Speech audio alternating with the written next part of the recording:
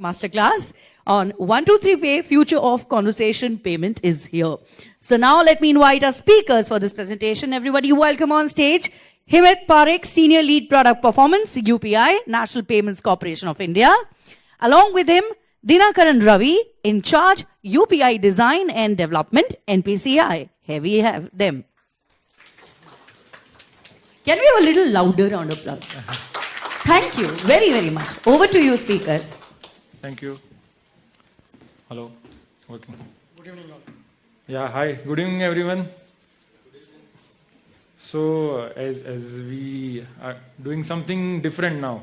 So, we talk everyone, we use voice in our day-to-day life. But now, let's bring this voice to make payment to someone. So, that's where we are working on this as an ecosystem with various banks, partners, and creating this where we want to bring the other half of Indian where they are yet to come on digital payments.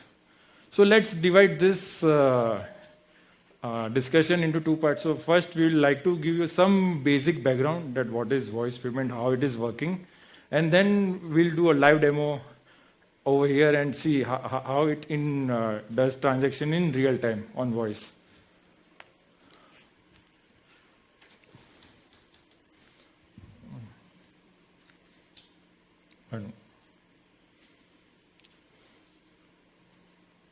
Okay, so just few basic points that what's the status of India right now and payments on that point.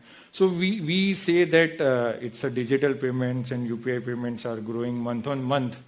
But then there is another part over here where we still see that there are various regions in India which are yet to get full connectivity on the internet side. There are still villages which do not have any internet connectivity, and also very few are there. So this is one of the reasons for enabling this voice payments for everyone. Next. On the other part, we see that with the growth of UPI, it is more on the smartphone. So all the smartphone users can download the apps from the Play Store, App Store. They have the UI, UX, which is easy on the smartphone. But what about the users who are still using the feature phones? So on the feature phone, there are very few options available for payments, and whatever are there, it's still not very user experience friendly. You need to do a lot of things like USSD steps, which is not that much easier for making payments for anyone who is using a feature phone. And then with this, there were various events which led to making 123 Pay live. One was the RBI regulatory sandbox, which supported in bringing out all the solutions for 123 Pay, which is voice payments. And then there was the grant challenge which was conducted by NPCI, CIA, and Bill Gates Foundation. So there also the main objective was to find a solution which is very easy, user-friendly for the customers who do not have smartphone or who are having smartphone but they do not find it easy to navigate in the UPI apps. So these two events led, and then we had a development at the NPCI which we created a server-side common library to enable specially this. So just to give a context, what is library is that in today's time, if you use any of the UPI app, after making the complete payment journey, at the end you put a UPI pin. That UPI pin is a page which is common library. So over here, similar needs to be developed for voice payment. So I would just ask Dinakaran to explain how this works over here. Yes. So basically, this solution was conceived to serve the underserved and unserved segment, right? So this feature phone solution was built on top of the existing UPI platform. So if you want to do a real-time payment transaction, right, you need to enter some data, right, which gets authorized, right, and that happens via a secured component called common library. And on smartphone, right, so we can install this common library as part of your app right? And then get it installed, and then you can initiate the transactions. But on feature phones, right, you don't have that luxury, right? So then we came up with a solution of this server-side hosted common library, where we developed an independent component and we gave it to the PSPs, right, to be hosted on their respective environments. So that when a user actually initiates the transaction, the required credentials are captured, right, in an encrypted manner and sent across to this component, and the credentials are again re-encrypted as per the existing UPI specification and format, right? And once the flow is something like when the user on the feature phones, the IVR channel gets activated, the user opts for a registration or a transfer, and he'll be asked for entry of the PIN, right? So once the PIN gets entered, it gets transmitted via the service provider to the remitter PSP hosted SSCL. From there, the data gets encrypted and sent back to the PSP, and PSP forwards it to the central switch for data authorization purposes. So that's how it works, right? And as part of phase 2, we are planning to take this solution as a centrally hosted solution, right? There are certain hassles currently there with the current implementation model, wherein this component needs to be deployed independently on each of the PSP servers, and that incurs some overheads in terms of integration hassles and maintenance overheads, right? To sort that out, we have come up with a centralized solution, and we are working on that, and in due course of time it will be released to the market. And I'll hand it over to him. Can you go to previous slide? Yeah. So if you can also add on the mapper side, how it will help. Right. So there is another important factor that I would like to touch upon. So entering a UPI ID, right, which is predominantly an hexadecimal value on a feature phone, is pretty difficult for the segment that we are targeting, right? So we have come up with a solution, right, wherein we can map a numeric ID, right, which is in length, maximum length of 9 digits, to a VPA, and further the onboarding and transaction can take place using that numeric ID instead of a VPA. Correct. So that mapper will help. So today also mapper is there, and it helps enabling making payment, any UPI payment to anyone just using a mobile number or 8 to 9 digit number. So I think most of the ecosystem is live on mapper. You can send anyone by just entering the mobile number, and that can be transferred. So base is that UPI ID, which we are using for transferring to anyone. This layer comes about it and makes the payment easy for anyone. So this helps in making payment on the feature phone, where you do not need to enter a UPI ID, which is alphanumeric, but just a numeric digits. So moving to next. So with this all enablers, the 123 Pay was launched by RBI Governor in March, and we went live on the 4 approaches. So one is basically a voice payment. You just call on predefined payment numbers. These payment numbers are given by the bank, and then over that the solutions are created where user gets onboarded. Then the user needs to link their bank account, set PIN, and then make a payment. So various payment functionalities are available on voice. So this is one of the approaches. Then we had next one, which was missed call pay. So missed call pay is where you give a missed call on a particular number and immediately a callback comes. So right now in today's time, we have a QR code, correct? And if you go to any of the merchant, you scan the QR, it immediately identifies that this QR belongs to this merchant. It brings out the detail. So in a similar way for identifying merchant on the voice, a number is given, a user gives the number, sorry, my bad. A merchant is given a number, and when a user goes to that merchant, a user gives a missed call on the number of the merchant, immediately a user gets a callback. And in that callback, it will say that, would you like to make payment to this particular merchant? Enter the amount followed by the UPI PIN. So this is another approach. Then we have a predefined, pre-installed app in the feature phone. Basically, it's a UPI app, but on the feature phone. So I would just like to show you how it is. Maybe it won't be visible, but just to... So this is a feature phone. Then there is one of the app which is there. So it's in the SDK form where a user needs to register, link account, set PIN, and then make transaction to anyone either by putting a mobile number or UPI ID. So this is another solution where predefined, pre-installed apps would be there in the feature phone. And then one is the sound base. So like identifying merchants with a missed call. Then there is also another way to identify merchant, which is basis the sound. A unique sound with a few frequencies are given to this merchants when onboarded. And when a user goes to this merchant's store, when they are using either voice or a feature phone, they will call on a particular number, tap on this device, and it emits a sound. That sound gets captured on the call. It identifies that this sound belongs to this particular merchant. Then it asks you to enter the amount followed by UPI PIN.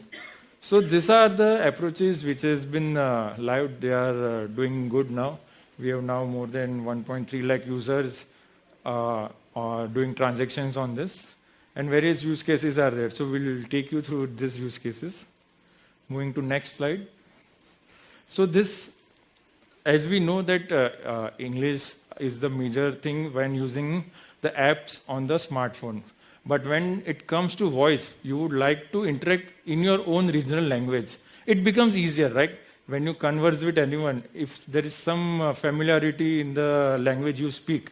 So bringing that concept to over here, now we have more than 10 languages live on this voice payment. So you can interact in your own regional language. So this language is covered the southern side. It's Bengal, Assamese, Gujarati, Marathi, Hindi, English. So these languages are there, and we are targeting to have these solutions enabled on all 20 plus languages, which are official languages of India.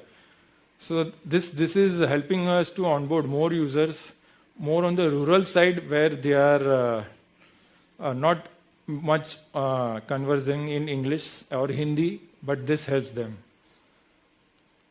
Now moving on to the use cases. So we started with very basic use cases of transferring to someone with a mobile number.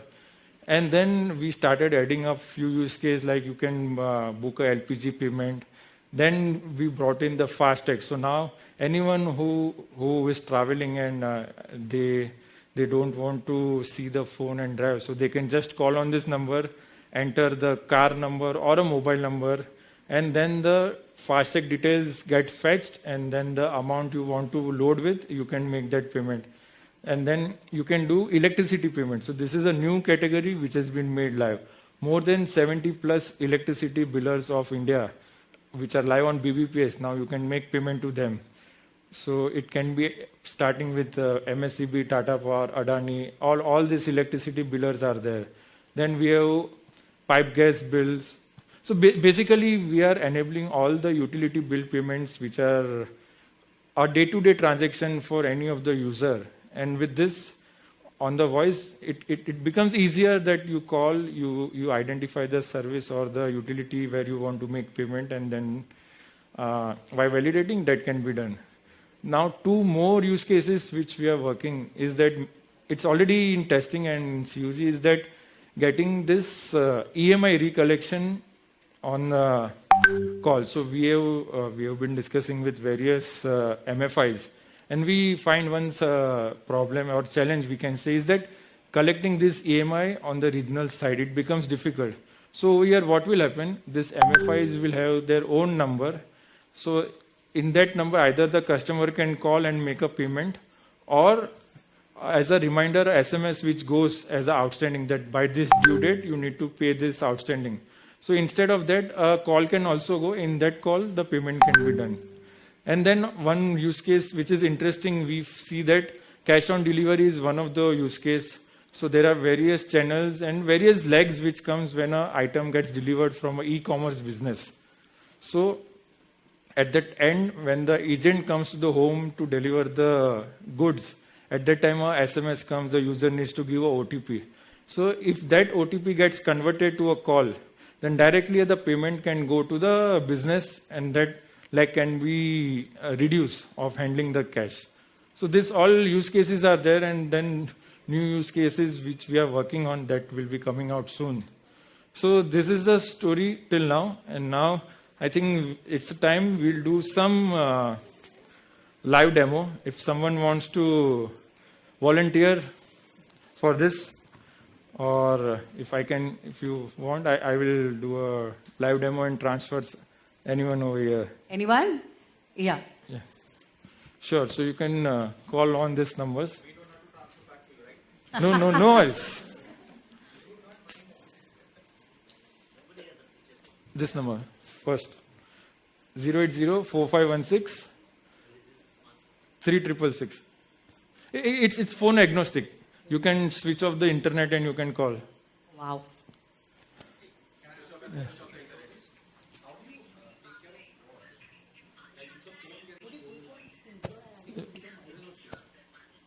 Yeah. 1 minute. We'll Or check your account balance in this call in a simple manner. Press 1 to transfer money. Press 2. We have initiated 6-digit OTP to your mobile number. Kindly enter the OTP to proceed.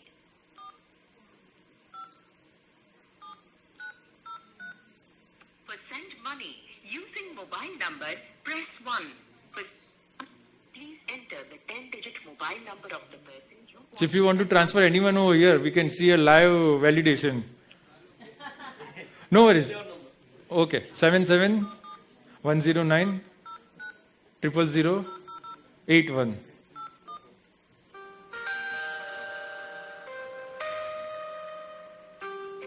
Enter the amount you want to transfer.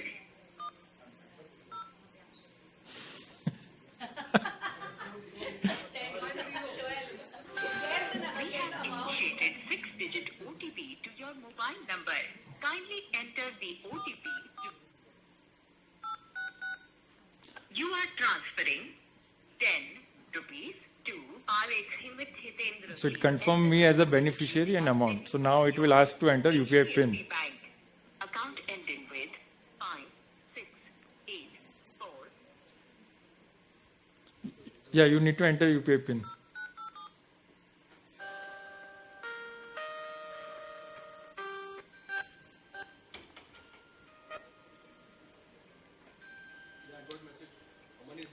Money is debited? Yeah, I received.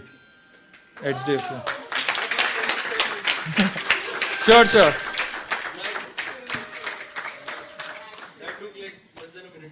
Thank you, Yogesh, for participating. Thank you. Sure. Thanks. So over here, what happened is that Yogesh had registered, so it didn't ask. So the flow goes like this.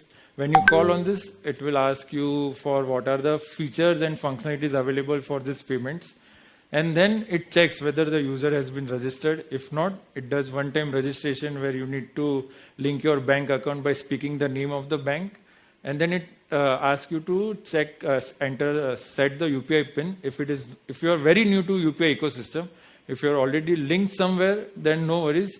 Once you list your account, and then you can use the services over here. So right now, the model which is live is that it's a hybrid. You call, you do some conversation, what you want to do, like electricity bill, you pay, speak the name of the board, like Maharashtra State Electricity, and then it calls you back.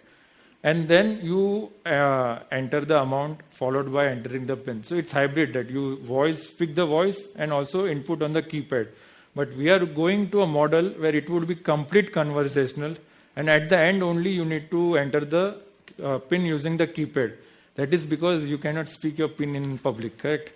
So that's why that's the thing which we are going through right now. So yeah, this is still now. Any questions? Any queries? Yes, please. You said you have to speak.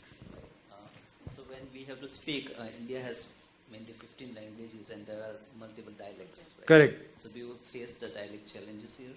Yeah, so with the starting, definitely, because the way they speak in their language dialects, it may be similar to the main track, but still they are not able to identify. But now we are working with partners which they are putting this models where they train themselves on these models and it improves itself.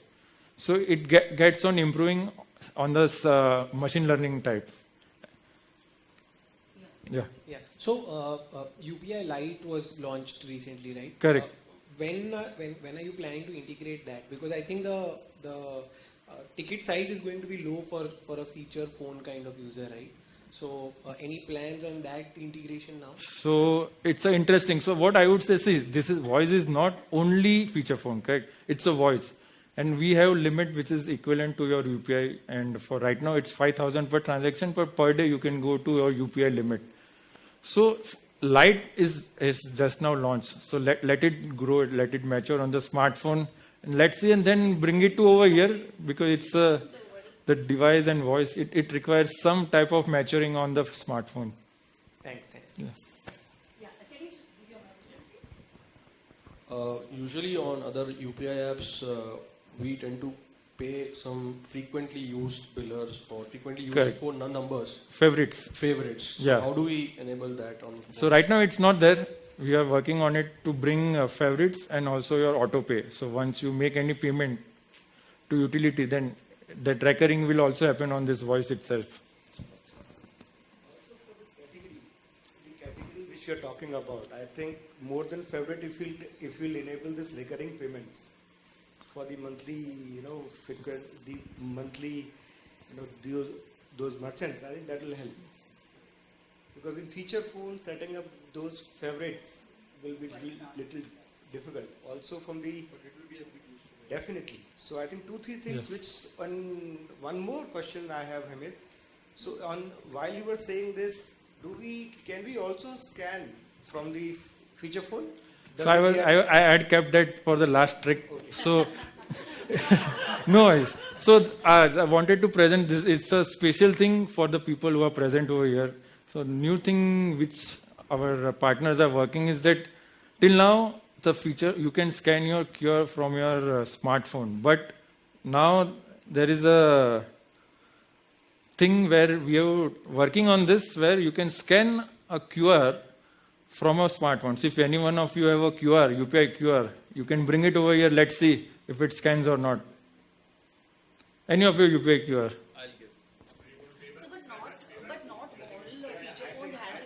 Yeah, so feature phones with a basic camera. So even basic. Yeah. But till now, even that was not happening.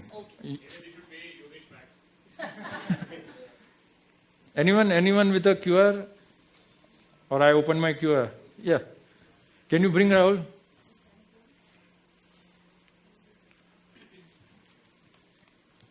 So this is Rahul's UPI QR. This is a basic smart feature phone with a camera. I will scan this.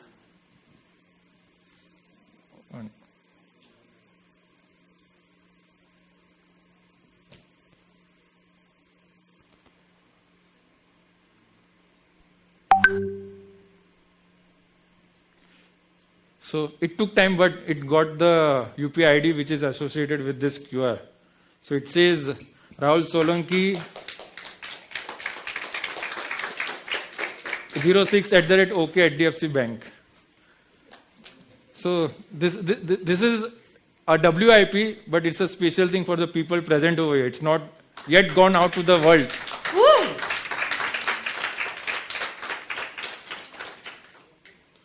Yeah. Mike.